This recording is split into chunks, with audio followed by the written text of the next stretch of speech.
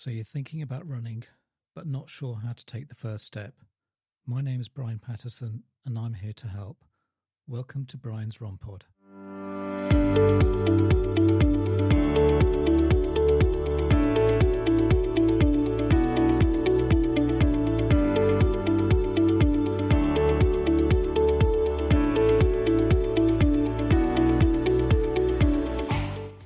Well, welcome back to another exciting episode of Brian's Run Pod, and I'm your host, Brian Patterson. And today I've got absolutely fantastic guests lined up for you.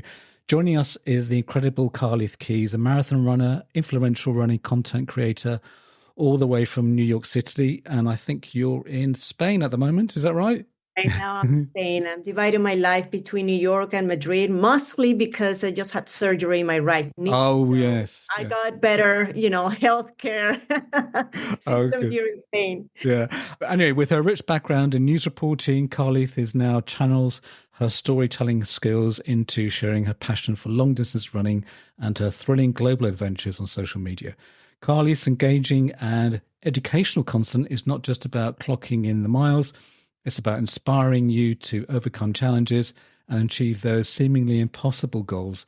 Today, as she'll be sharing her tips and tricks to help you stay happy, healthy, and motivated as you train for your marathon. So lace up your running shoes, hit the trail, and get ready to be inspired by Carleth Keys on our episode of Brian's Run Pod. That's exciting. Anyway, I thought I'd add that in for you. So anyway, how are you today? And really, thank you very much. I know we've been planning this for quite a while. I've been bombarding you with emails, but thank you. How are you today, Carleth? Very good. Thank you. Good. I just wanted to, as I do with most of my guests, is what was your experience of exercise or running when you were growing up at school? Well, I always had this flair for running when I was a little kid. I always liked speed.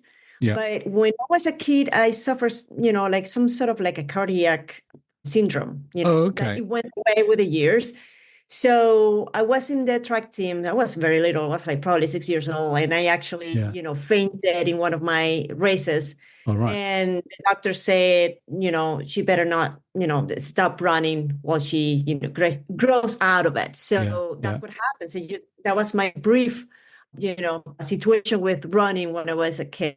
And then I just completely forgot about it altogether until I was, an adult. And I started like running recreationally, but never to train for a marathon. I mean, not even a 5K. All right. That became way later in life after my 40s. Oh, I see. Oh, really? As late as that? Oh, my gosh. So what was it? Was there a particular, event? I mean, in your 20s and 30s, did you not consider sort of taking running up seriously? Because I don't know, I was just more focused in my career, I would say. I never took running seriously. So I was into other things. I always liked to keep in shape, but I was going to the gym, doing other things, to stay healthy. But it's true that every time I went for a run around Central Park, it was like, to me, it was a sacred, a moment to disconnect. Yeah. So I really like that about running. Whenever I had I was worried about something or I had to think about something to make a decision on something. So I always went out, I don't know if you've ever been to New York City or Central Park. The Jacqueline Onassis Reservoir that is right in the middle of the park. I used to do that. I would say probably not more than 2 miles. And that's the only one thing I would do, just go around the lake and then just went back home and that's it. So I never really run long distances like I do now. Because you had quite a high profile in media, is that right, at the time? So, so obviously you didn't really have a lot of free time to be doing sort of training for marathons and that kind of thing. I think I lost you. Oh, yeah. Sorry. So, no, what I meant is that you didn't have a kind of like a lot of free time for doing sort of like marathons and at the time. No, I never. And coming from New York, it's just like I was working in news, and every year I knew that, around November, it was this big block party going on in the city, which is a New York City Marathon. Yeah. And the city will just stop completely just for that race. And I knew that. And it was like, oh, how fun would be, to run that race one day. But, it was to me back then, it seemed like a very untenable, like very unreachable for me. I was so busy. Like I could never fathom the idea of, investing a lot of time, dedication, hours to training. Yeah. So yes, that So when did that inflection point come, and was there something that you thought, yeah, after motherhood. right, It I was it see, was my 4-year-old back in the day, 5 years ago. yeah, So he saw that. He saw a documentary on the New York City Marathon, and he saw the sea of people crossing the Verrazano Bridge, and he asked me, "What is that?" I'm like, "Mom," and I told him, "This is the New York City Marathon, the biggest party in town, and it's amazing. Like 50,000 people running together." He's like, "But you like running?" I'm like, "Yes." "Have you ever run the New York City Marathon?" I'm like, "No." "Why?" "Well, because the same thing, it requires a lot of time, dedication, mm, and mommy doesn't have the time." He's like, "Yes, you do." And mm, he was right, because back then I was going through some, ups and downs in my career wise, okay, talking about that, because I became a mom. I actually left my career mm, behind when I decided to have my first child, yeah, and I never looked back. mm, So even though I tried to do many other, ventures, on my own, but never really succeeded. I was a full-time mom. So I guess my kid back then, he saw that as I had all this free time for me to train on to something else. I'm like, "Are you throwing me out of the house or what?" So I'm like, "You know what? Yes, let's do this. Let's train for a freaking marathon. Let's see yeah, how it goes." all And I right. never looked back ever since. All right. Okay. So on those first tentative steps for going into the marathon, I mean, did you get any particular advice, or did you sort of like, well, I'm going to sort of go with the journey my way? What do you mean? What? So basically, did you look for a coach, or did you get Oh, any? back then, I Yeah. just didn't know and it's funny because I was just listening to your introduction. It's like Yeah. you want to start running, you don't know where to start. That was me. That was Yeah. completely me. Yeah. Okay, so I want to train for a marathon. I know I need to run, so I guess I run. So Mm. I just went to my local running club just Yeah. to run with them, but I didn't follow any, particular plan. I just didn't know what I was doing. Mm. I just did whatever they were doing. I couldn't understand any of the running lingo, like Uh, do 4 by 400s or yeah. all these Or speed tempo training. running, or Yes, fartlek, none or of whatever. that. I just follow whatever they were doing. I just go behind them and try to mimic whatever they were doing. I didn't have watch. I didn't have not even the proper shoes. I just went there with whatever I had on and with the good vibes, and that's it. And it was easy for me to get injured. So, but I didn't care. I couldn't really understand my own body. Like now you need to rest, or now you need to foam roll, or you need to eat more Oh, protein. Like everything that I know now, yeah. I had completely, absolutely no idea back then. So I didn't follow a proper protocol for training my first marathon. And my coach in the run club, like months later, he asked us, like, "So do you have any goals?" I'm like, "Yes, I'm running the New York City Marathon." He's like, "Oh, are you doing long runs on weekends? Because I only see you doing all this, the speed work." I'm like, "Am I supposed to do that? I don't know what." He's like, "Oh my God, you really need to It's start training." 26 miles. Yeah, it's like now you have to do 10Ks, and then you have to, he could explain to spell it out, but he wasn't really my coach. So on my own, I just went for it until, well, my first New York City Marathon was a charity race.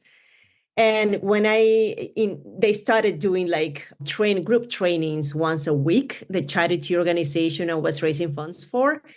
So, I kind of like put myself together with them the final weeks of training. So, so that's about it. And I had a lot of nice mentors there it's Team for Kids, the Mm, charity organization that was raising funds. So they have mentors, and they kind of like guided me very last minute, like on how mm. to like hydrate. Like I didn't know I was supposed to be taking gels or being fueling during the race. I mean, all these little details that they're so overwhelming, really, when you start running. But did that help you, like, because you were learning bits and pieces every time. It's like me with this Yeah. podcasting thing. I'm learning new things all the time. Yeah. And in a way, I like the fact that sometimes I'm failing at it or whatever. But do you think that kind of spurred you on? It was like you weren't. Let's say you didn't feel that. Oh no, I'm going to give it up, or at any stage. Oh, not at all. I guess I have this personality that I don't consider myself a quitter. Like I Right. never say Okay. Yeah. like, okay, so this is not for me, maybe. So I'm gonna just do Mm-hmm. something else. No, I'm not like that. Whatever I start, I finish. Mm. There, if it goes good or bad, I mean, it doesn't matter the outcome. It's like I just put my heart and mind into this, and let's do this, and let's see what happens. So yeah, like quitting was never an option for me. Maybe the night before the race, yes. I was like, oh my God. I don't know. I bet, I mean, you have run marathons, right? No, I've never run a marathon. But I mean, I think the What is most the is 10 longest miles. distance you have 10 run? miles. 10 miles. 10 miles? Yeah. Well, once you get into the groove of running half marathons and marathons, that's when you get Yeah. the imposter syndrome. Like, Okay. Yeah. Yeah. I'm not made for this. This is beyond my capabilities. You get that, the night before. Yeah. And I mean, many people actually wake up the day of the race thinking, I'm not showing up. Yeah. So there's always that chance that you will, after months and months of training, you don't show up to the race because you feel that you're never going to make it. So that was me in my first marathon. So yeah, I mean, there was always a possibility that I'm going to fail the test, that I probably gonna DNF or Yeah. Yeah. do not finish. But then soon I realized that, the race is just like, I guess the toughest part of running a marathon is just the training part. Once you're in the race, everything goes so fast and so smooth, and you have so much fun because you get fed up with all this Yeah. energy around you, all the other runners trying to get to the same finish line that you're chasing after too. So it just kind of flows together, Yeah. and that's when you get hooked. Yeah. That's when you hit the finish line. And also Oh you my God, get I want to do it again. I want to do it again. yeah. And also the people are giving you the energy as well at the same Oh, time. yes, especially being in New York City, such a great crowd, you just get the feeling that everybody's rooting for you. So it's like you don't want to fail them, you want to really go all those 26 miles and cross the finish line like a champion and get your medal. Yeah. I see that you've done London recently. You did London this year, is that right? And how was that for you? I mean, have you how many times have you done London? No, that was my That was first first time. time. I was very impressed. All right. I mean, I didn't expect it to be so much fun, Yeah. just like, because New York City is such a high standard for me. Like Yeah. after New York City, everything else is just like, oh, come on, this is not New York City, not New York City. And suddenly I just run London, and it was like, ooh, I really like this. All right. Course, this city, this crowd. I mean, everything was perfect. Everything was amazing in London. Yeah. Yeah. So, oh, good. I'm glad you enjoyed it. I'm glad that we gave you a good time. So, Oh, yes, definitely. so The organization, the people are so nice, and the crowds, I mean, from start to finish. I mean, there's no one dull moment in London. So going from there, so obviously you've got the bug, and you think, yeah, I could do this again. Mhm. Going on to the kind of the social media side of it, what made you think, well, maybe I could help other people or chart my success in Exactly, because of that first experience that I didn't know what I was doing. And back then I couldn't, yes, I started following people. And maybe I'm not the only one saying this, but that's how it started, because I started following runners, like trying to do whatever they were doing, but they were too perfect. They were like incredible times, running marathons under 3 hours. Yeah. All these perfect looking long leg Yeah. people, just like, Yeah. I'm Yeah. like, oh, am I supposed to do this? And I guess somehow I felt like I was pressured to do whatever they were doing, to live up to their standards. And I did it all wrong, completely wrong. So it's just like, because I couldn't find anybody like me, to tell me things like so basic. Like, for example, you're going to chaff. Like, if you don't put, ointment, petroleum jelly, or something that will help you with the friction of clothing and skin, Yeah. you're going to suffer. Yeah. mean, that's a serious thing. I mean, I do funny videos about it and people laugh, but I mean, I heard, I learned the hard way, and it Yeah. was painful when I went in the shower. That was my All first right. experience. It was like people need to know about this. So I'm a big advocate of, petroleum jelly and, basic stuff like you need to go to the bathroom many times before going on your race or your Oh, long run right. because you're Yeah. going to have a huge problem. Yeah. Just like basic human things, that people need to know when they're training for a marathon or, commit or they're committed to Yeah. run on distances like that. Or did you feel like kind of like the people that you were training with, there was kind of like they needed someone, not just this kind of so-called perfect athlete, as it were, that you could relate to them more? I just wanted somebody to spill the beans for me, just like that. Like nobody talks about this stuff. You just see them doing, oh, here's repeat. This is how you get faster. Do this 4x400s and then go in the sauna and then you go to cold plunge. And I'm like, yeah, but But no one was saying all this other stuff about the petroleum jelly. nobody talks about the chaffing. Nobody talks about, all the undergarments that you need so you don't suffer. It's just like those little details that nobody told me about. And I'm learning as I go. And I know people need to know. So yeah, everything like you said. So when you see social media posts, it's all about that, like how to be the fastest you can be, how to get the best. It's just like all these how-tos that don't really tell you the whole picture or the whole story about being a runner. Because being a runner is not glamorous at all. It's not what you see on social media that everybody's running happy, like into the sunset and. You're like running at 5'3". I don't know what it's just metric or imperial, but they seem like they don't suffer. But yeah, there's a lot of suffering into it. And It's like everything is aching. It's just like you're out of breath and you're hungry. I mean, it's just like nobody talks about that. I know some people say, and I think it's the same for me. I don't know if it's the same for you, but it's like the first 10 minutes are like hell before you kind of get that kind of rhythm. And your breathing comes. Yeah, for and me, the first 15 minutes. Actually. Oh, is it? Okay, yeah. Everybody's different, but for me, it's always a fit. I mean, if I survive the first 15, it's just like, okay, good, I'm good. Yeah. So yeah, it's just getting into the rhythm, especially when training for races. It's very humbling. Yeah, and so did you realize people were saying like, yeah, she talks for me, and suddenly you're kind of following. That's how I started the following. I never got into this thinking, oh, I'm going to be an influencer. Never. It's just like all of a sudden people started following me. I had an account where I had because I always like to do videography, but like in a very personal space. Like I was doing beautiful videos of, New York City living, like a salsa street dancing or a tango dancing in the river or something like that. They were very cinematic. Yeah. That's what my account was all about before.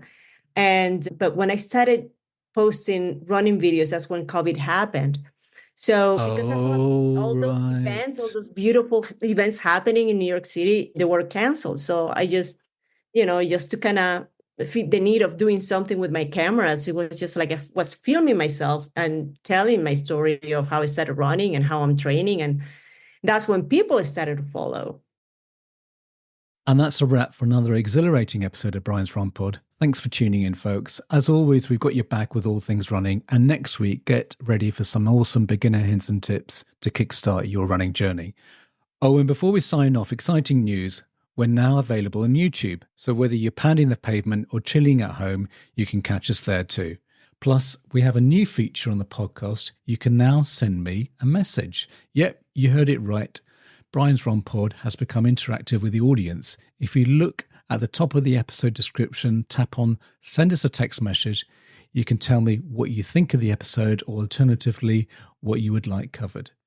If you're lucky, I might even read them out on the podcast. Hey, if you want to keep up with the latest updates, behind the scenes fun, and even some exclusive content, make sure to follow me on social media. You can find me on Twitter, or should I say X, at Brian's Run Pod.